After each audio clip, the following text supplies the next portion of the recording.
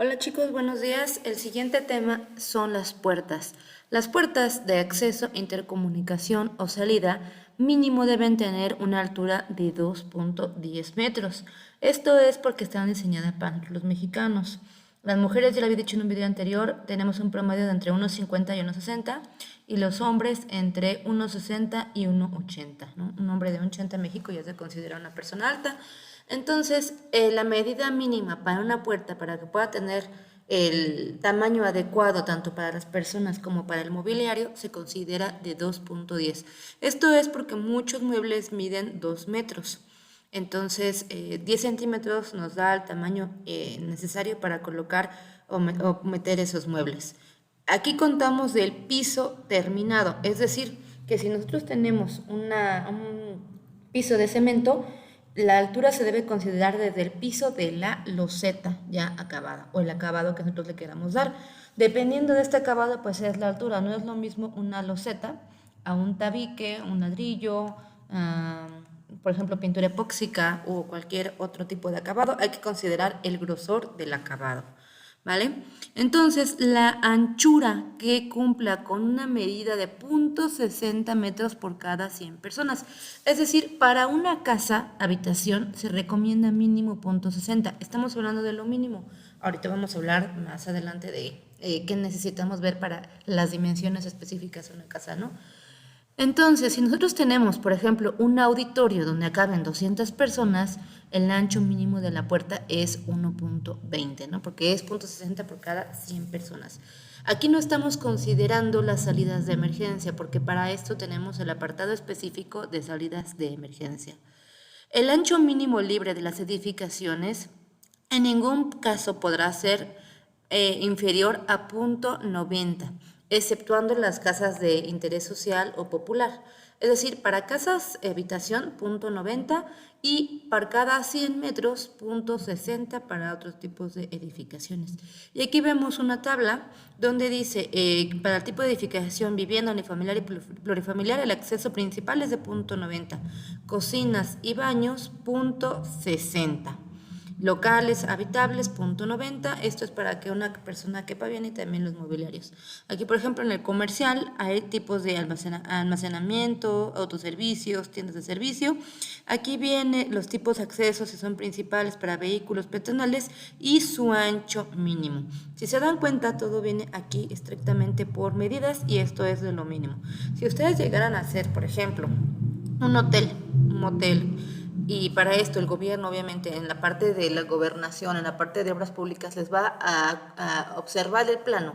Y si tienen un acceso principal, por ejemplo, aquí menor a 1.20, se los va a observar y ustedes tienen que modificar los planos o en su defecto ya modificar la construcción y estamos hablando de un mucho mayor costo. Bien, para las casas habitación, ¿qué necesitamos considerar?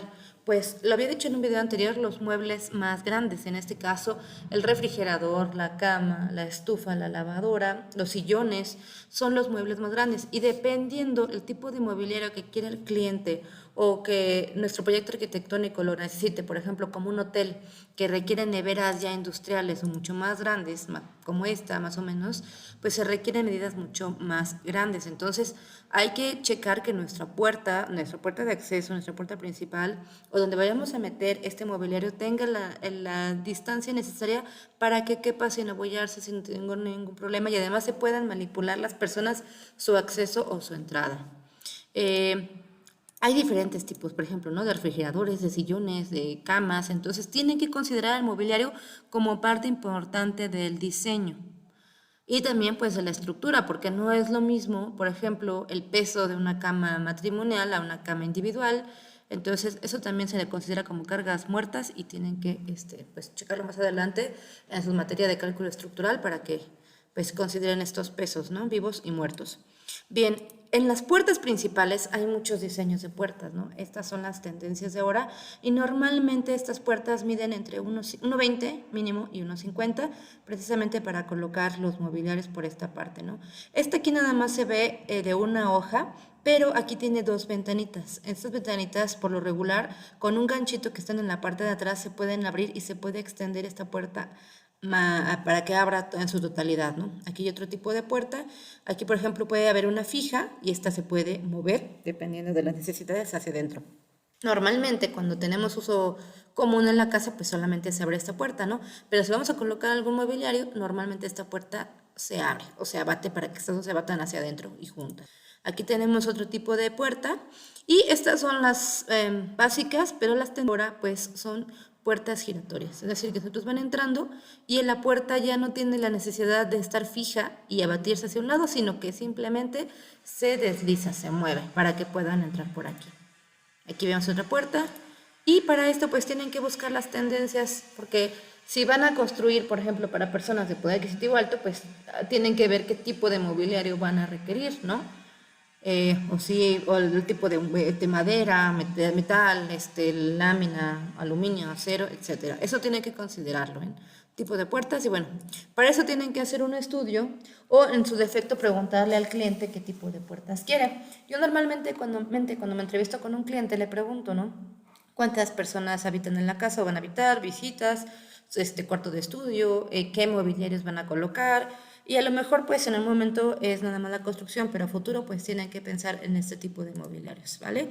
Y bueno, aquí está toda la tabla que está en esta parte de aquí, tienen que leerla y corroborarlo. Sobre todo, ¿por qué? Porque en la parte del proyecto que yo les pedí, está por aquí, déjenme ver las rúbricas. Perdón, por ahí se escuchan un ruidito, mis vecinos no tienen piedad de mí. En la rúbrica, en este corte, en este semestre, perdón, en el tercer corte, perdón, les voy a pedir, o ya les pedí, desarrollar un proyecto arquitectónico de un restaurante para 50 comensales. Ya con que yo les dé 50 comensales, ya con eso tienen mucho para buscar en las normas técnicas complementarias, ¿ya? De aquí ya dependen muchos de los elementos que ustedes vayan a diseñar, cuántos cajones de estacionamiento, para cuántas personas, para capacidad, para discapacidad, si es un estacionamiento para servicio, para basura, para colocar materias primas, por ejemplo, para las puertas de servicio, etc. Tienen que considerar todo esto y esto de alguna manera pues lo tienen que ir checando en las normas técnicas complementarias. Ahorita, bueno, siguiente tema, perdón. Memoria descriptiva. La memoria descriptiva es un documento que reviste de carácter de declaración jurada y por lo tanto debe presentarse en forma completa. Normalmente la memoria descriptiva es parte importante de un proyecto arquitectónico ejecutivo y muchas veces esta memoria se entrega dentro de los planos que piden gobernación o obras públicas, desde el municipal hasta, bueno, federales, ¿no? ¿Qué es una memoria descriptiva? Bueno, es una descripción del establecimiento, que falta un puntito, y se debe detallar la ubicación del establecimiento, localidad, calle, número, ubicación en un mapa de Google, por ejemplo, de Google Maps, Google Earth, y hay partes específicas, esas son las partes más importantes. Primero, la descripción general del proyecto del establecimiento. Enumera la cantidad de plazas, habitaciones, cuartos, por ejemplo, tamaño de terreno, de quién es dueño, las colindancias. En caso de cabañas, por ejemplo, incluyen unidades de vivienda, servicios y equipamiento, cuenta con un baño, 2 baños, 3 regaderas, 2 inodoros. ¿Cuándo se utilizó, empezó a utilizar ya para las personas este establecimiento y otros aspectos a detallar? Y cada una de las áreas debe tener una descripción detallada. Esto pues es con el fin de que se describa lo que se está realizando, por ejemplo, materiales, acabados, losetas, por ejemplo, si es un acabado muy fino, el material es muy delicado, por ejemplo, loseta tipo cerámico, mármol, porque esos son elementos muy costosos, ¿no? Deben de especificar cuánto cuesta en el mercado y su potencial. Para esto debe incluir un estudio de mercado y esto pues obviamente lo tienen que pagar aparte.